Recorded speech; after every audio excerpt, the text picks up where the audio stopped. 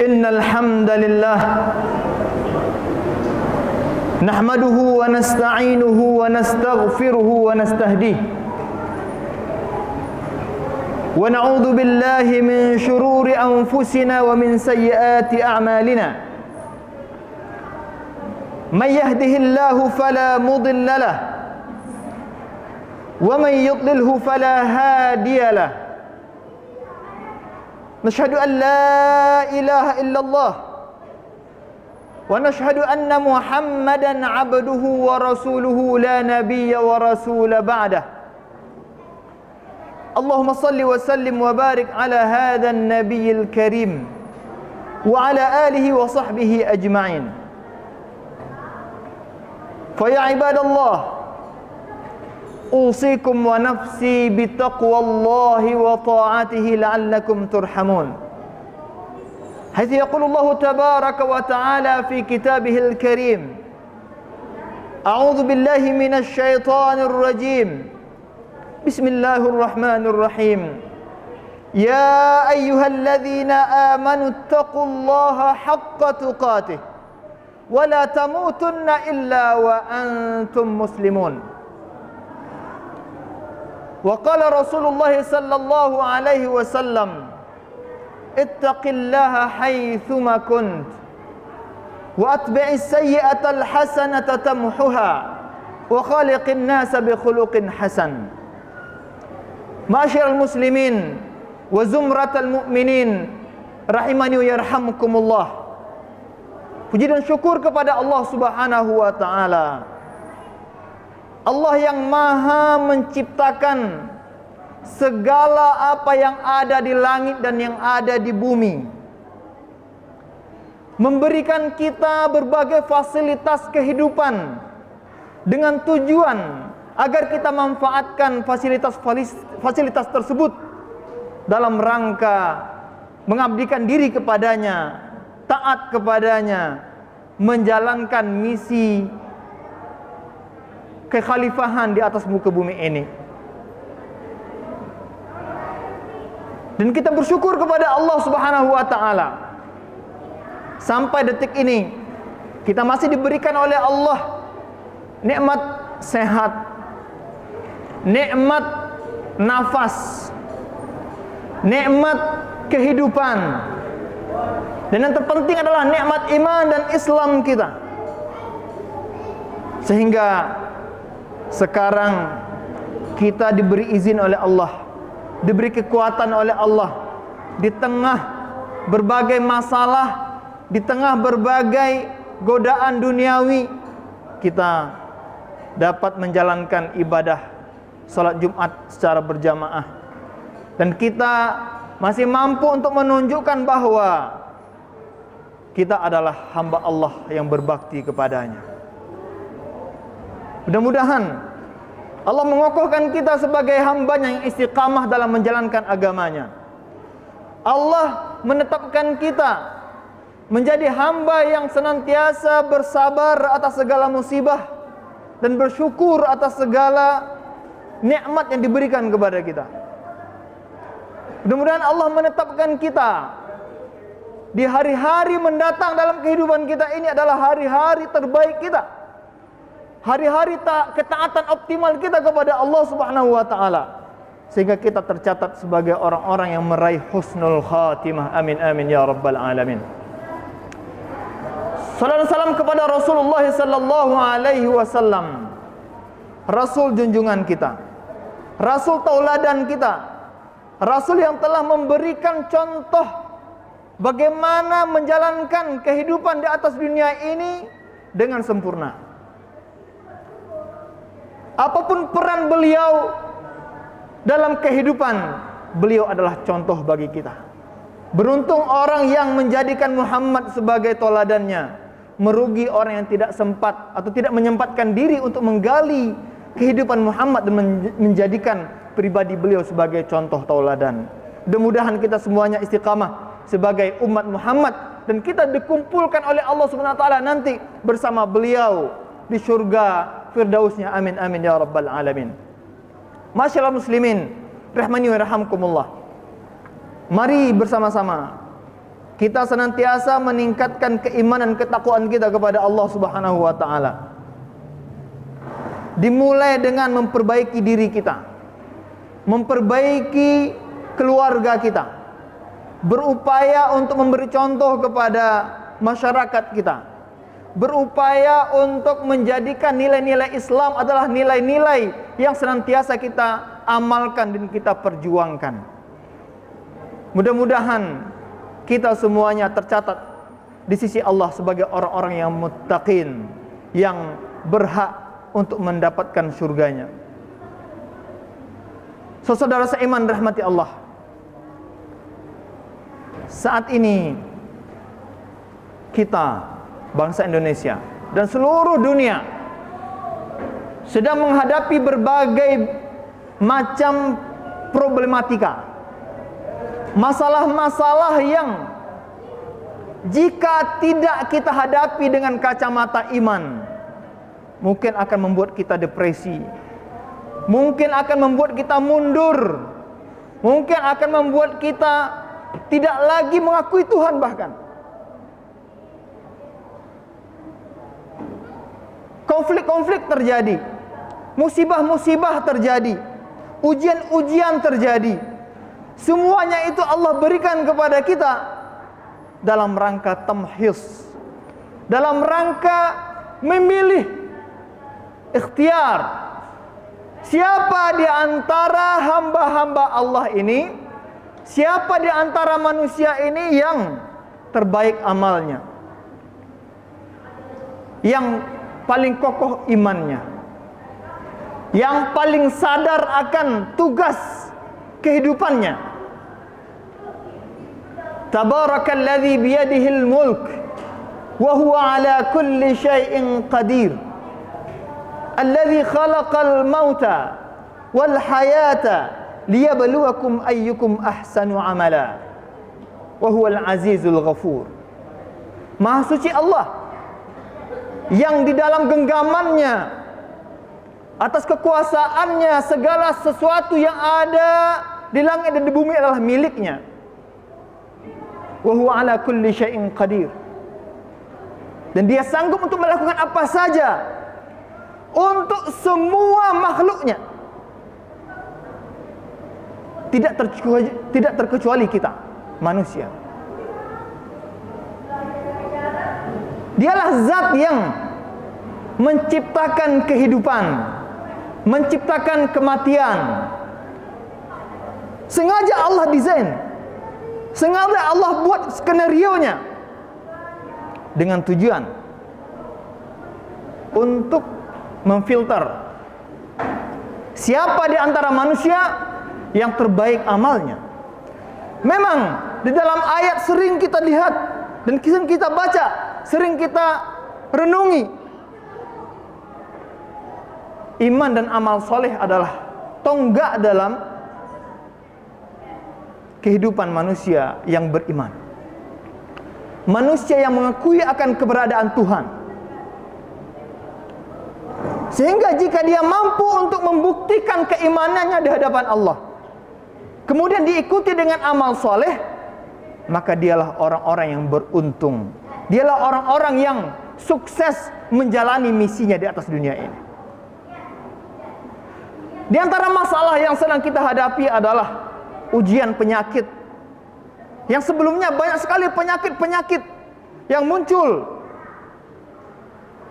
dan mewabah di tengah-tengah kehidupan masyarakat, baik lokal ataupun dunia. Musibah Covid ini memberikan pelajaran besar kepada kita, agar kita lebih memiliki kesadaran ketuhanan, bahwasanya innallaha ala kulli syai'in qadir, bahwa Allah sanggup untuk melakukan apa saja dan dengan cara apa saja, di mana dan kapanpun saja. Allah berhak dan punya kemampuan untuk itu. Dan manusia, sekuat apapun dia, sekaya apapun dia, seberkuasa apapun dia tetaplah manusia, makhluk Allah yang kecil, yang membutuhkan Allah Subhanahu wa taala.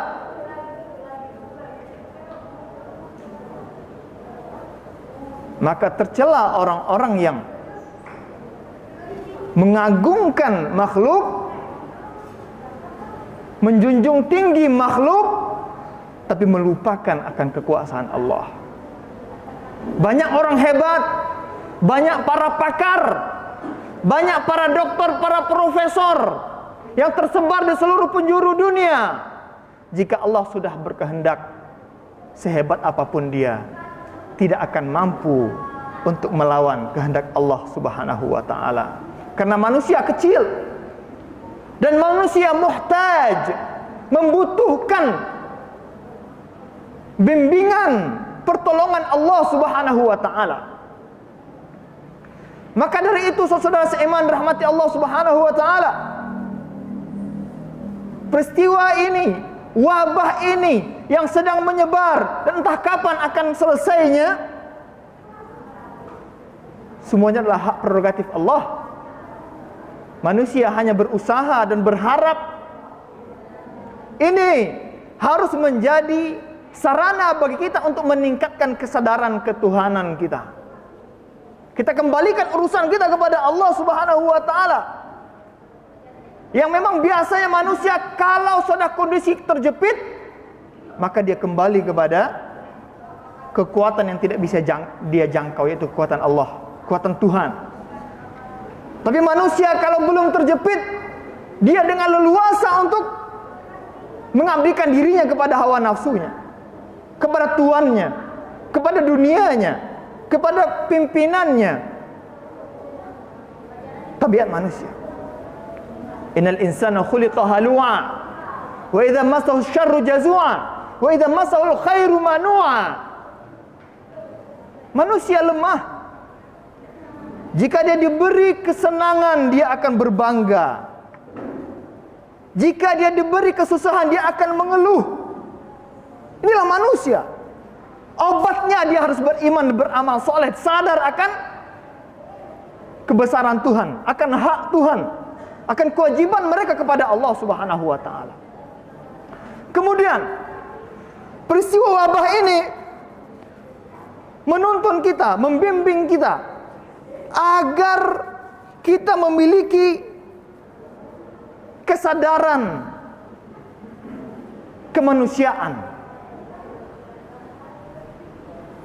Selama ini kita senang menikmati kehidupan dengan kemampuan kita, dengan fasilitas yang kita miliki, dengan kehebatan-kehebatan yang Allah berikan kepada kita. Banyak manusia yang tidak peduli kepada saudaranya, kepada tetangganya, kepada orang-orang lemah. Sekarang ditunjukkan bahwa dengan ujian-ujian, musibah-musibah ini, kita tertuntut untuk memiliki kepedulian. Karena entah kapan kita juga membutuhkan uluran tangan orang lain. Dan Islam adalah agama yang menjunjung tinggi nilai-nilai kemanusiaan. Al-insaniyah adalah salah satu dari karakteristik Islam. Peduli kepada berbagai permasalahan manusia, dan bahkan manusia ini adalah tema utama penciptaan Allah terhadap dunia ini. Karena manusia adalah lakon utamanya. Dan manusia yang dibebani oleh Allah untuk menjalankan misi kekhilafahan, misi pemakmuran dunia ini. Manusia. Inna aradna al-amanata 'ala as-samawati wal ardi wal jibal fa abaina an yahmilnaha fa hamalaha al-insan.